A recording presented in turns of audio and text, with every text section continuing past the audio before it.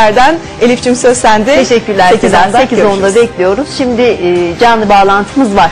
Horlama çok sayıda kişide görülen bir problem. Sosyal hayatı etkileyen bu problem zaman zaman da tehlikeli sonuçlar doğurabilmekte ama bilmemiz gereken bir şey var. Horlama tedavi edilebiliyor. Konuyla ilgili detayları Fatma Demir Turgut ve uzman konuğundan alacağız.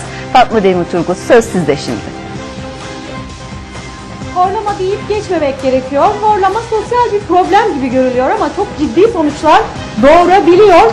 Uykuda nefessiz kalmaya yol açabiliyor. Horlama ile ilgili detayları kulak burun boğaz uzmanı Süreyya Şeneldir'den alacağız. Efendim hoş geldiniz günlük programına diyoruz. Efendim horlama hastalık mıdır? Her şeyden önce bunu öğrenebilir miyiz sizden? Aslında horlama ciddi bir rahatsızlıktır. Hem de sosyal bir problemdir. İki yönü de vardır. Neden ciddi bir rahatsızlıktır? Horlama genellikle ihmal edilir.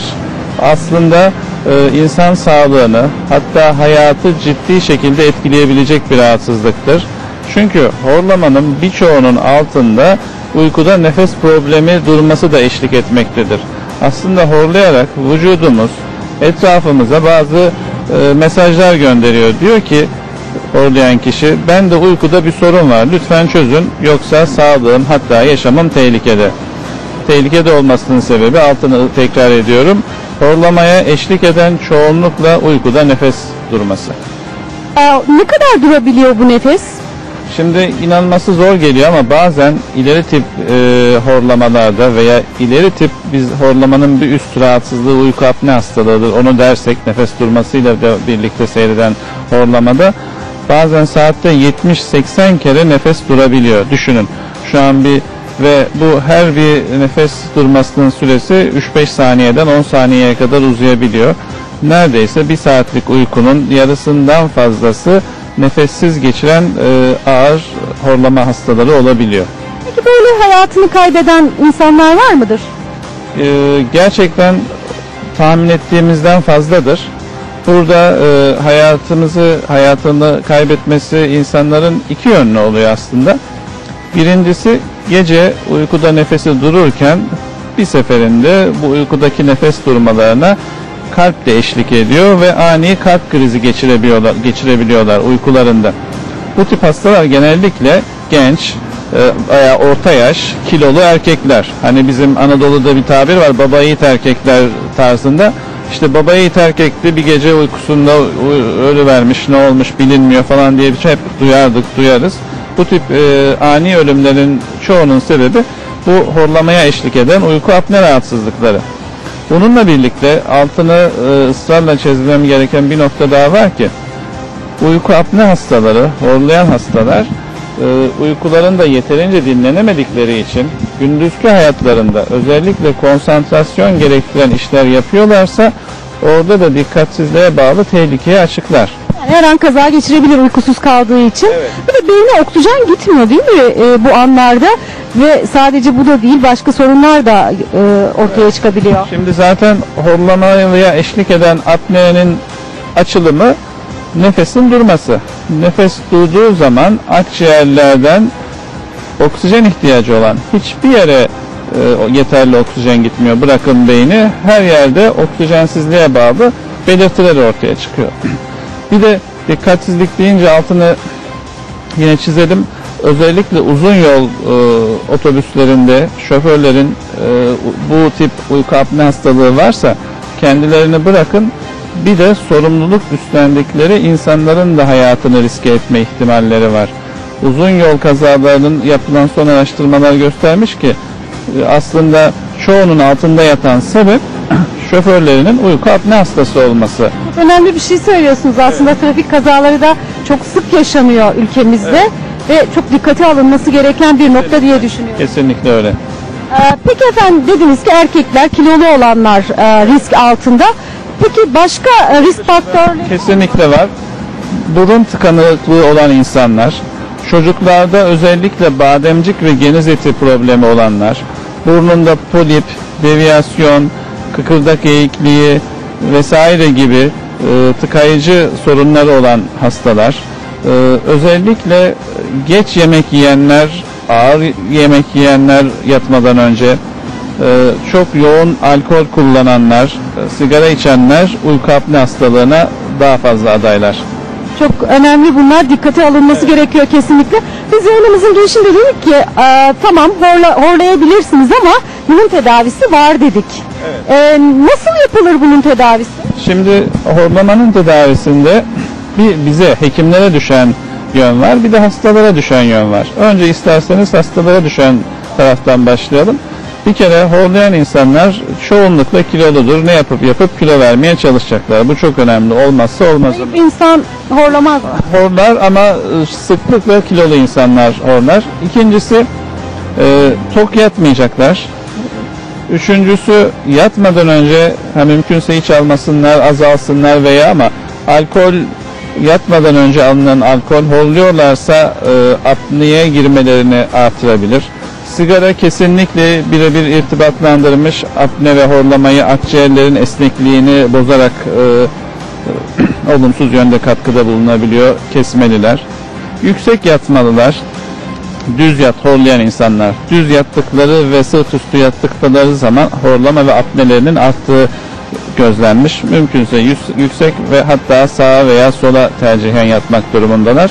Bunlar ön tedbirler, onların yapabileceği tedbirler. Horlama şikayetiyle bize gelen hastada biz ne yapıyoruz? Önce bir uyku testi yaptırıyoruz. 24 saat Bir gece boyunca çeşitli aletlere bağlıyoruz.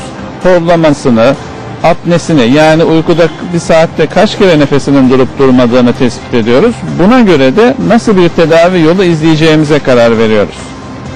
ne gibi tedavi yöntemleri var? Diyelim ki işte çok sık bir şekilde duruyor hastanın nefesi uyku esnasında. Ne gibi tedavi yöntemleri var? Şimdi bir kere olmazsa olmazımız, eğer burnunda veya boğazında havanın geçişini engelleyen bir sorun varsa onu çözüyoruz. Biraz önce bahsettiğim gibi burun kemik eğikliği varsa ameliyatta düzeltiyoruz. Burun etleri şişmişse düzeltiyoruz. Bademciği çok büyükse onu tedavi ediyoruz. Geniz etli varsa çocuklarda onu alıyoruz. Tüm bunları yoksa eğer diğer başka ne tür faktörler var, onları tespit ediyoruz ve sonra ikinci aşama tedaviye geçiyoruz. Tüm bu faktörleri düzelttik, kilo verdi, çoğunlukla bir kere düzeliyorlar. Ama kiloyu vermesine rağmen biraz önceki sorunuzun cevabı, kilomuzu verdik, burnunu açtık, boğazını açtık ama bazen anatomik sorunlarla ilgili, yani yüz yapısı, fizyonomisiyle ilgili hastalar yine horlayabiliyor. Bu zamanda CPAP dediğimiz bir cihaz var. Hastalarımıza onu öneriyoruz. Gece bu CPAP cihazını takarak uyuyorlar. Bu cihaz tüm gece boyunca uyku süresince hastanın burnundan belli basınçla hava veriyor. Bu da tahmin edildiğinin aksine oldukça sık kullandığımız ve toplumda birçok insanın aslında kullandığı bir tedavi. Oksijensiz kaldığında o cihaz oksijen mi veriyor? Almaya bile gerek kalmıyor. Pozitif basınçlı hava veriyor devamlı bir tüm uyku boyunca. Bir bilgisayar büyüklüğünde bir çanta.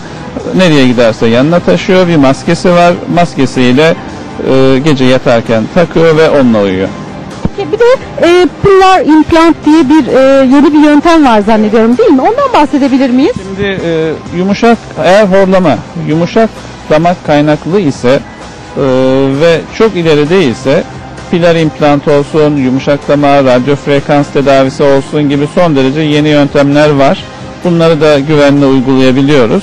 Ama bunların hiçbirisini hemen mucizevi bir şekilde iyileştiriyor gibi düşünmemek lazım. Olmazsa olmazımız temel bir kulak burun boğaz muayenesi ile anatomik, yani tıkayıcı bir engel varsa onu çözmek. Uyku testi bu işin altın standartı. Hangi tedavinin hasta için uygun olduğunu, bu pillar implant da olabilir, ameliyat da olabilir, o biraz önce bahsettiğim CPAP da olabilir. Ona göre karar vermek gerekiyor.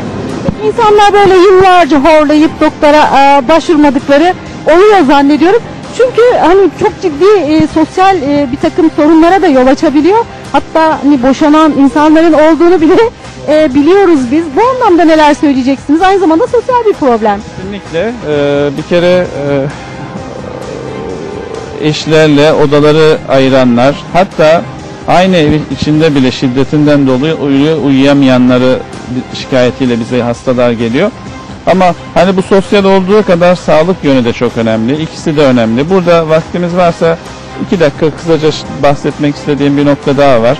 Horluyorum örneğin. Benim horlamam ciddi mi? Yani bunu apne eşlik ediyor mu, etmiyor mu? İzleyicilerimiz bunu merak edebilir. Ben bu risk grubu altında mıyım, değil miyim? Son derece basit bir kaç soruya eğer evet cevabı veriyorlarsa risk altındalar. Birincisi, sabah uykudan dinç uyanamıyorlar. Devamlı bir tekrar yatağa dönme istekleri varsa. 2. Öğle yemeğini yedikten sonra uyuklama istekleri varsa. 3. Televizyon seyrederken, gazete okurken, kitap okurken hemen gözleri dalıp uykuya eğilimleri varsa. Bir sohbet esnasında çok aktif sohbete katılmadıkları zaman hemen bu uyuklama eğilimleri varsa. Araç kullanırken kırmızı ışıkta biraz uzun kaldığı zaman bir uyuklama eğilimleri varsa, bu soruların 3'ü veya 4'üne birden evet diyorlar ise horlamaları gerçekten ciddi olabilir, apne hastası olabilirler, risk altındalar, bir kulak burun boğaz, göğüs hastalıkları veya nöroloji. Bu 3 bilim dalı, bu 3 tıp dalı horlamayla ilgilenir. Etraflarındaki bu tip bir hekime başvurup tedavi olmalılar. Bir soru efendim, çocuklarda görülebilir mi orada? Çocuklarda hem de çok ciddi bir şekilde görülebilir. Çocukların da çok olumsuz yönde etkiler. Genellikle çocuk horlamalarının altında yatan sebep geniz eti ve bademciklerdir. Ve bir ameliyatla kesinlikle %100 çözülür. Tıkayıcı bir geniz eti ve bademcik varsa tabii. Çok teşekkürler efendim, bu değerli bilgilerinizden dolayı çok önemli. Teşekkür ederiz, çok sağ olun. Evet, horlamayı ele aldık. Horlamanın tedavisi var. Eğer sizde ya da yakınınızda böyle bir problem varsa en kısa zamanda ya göğüs hastalıkları uzmanına ya da kulak burun boğaz hastalıkları uzmanına başvurabilirsiniz diyoruz. Söz tekrar stüdyoda. Teşekkür ediyoruz Fatma Demin Turgut sana ve uzman konuğuna. Şimdi efendim sıra geldi günlükte reklama, reklamın ardından da hem dünyanın hem de yurdumuzdaki havanın durumuna bakmaya.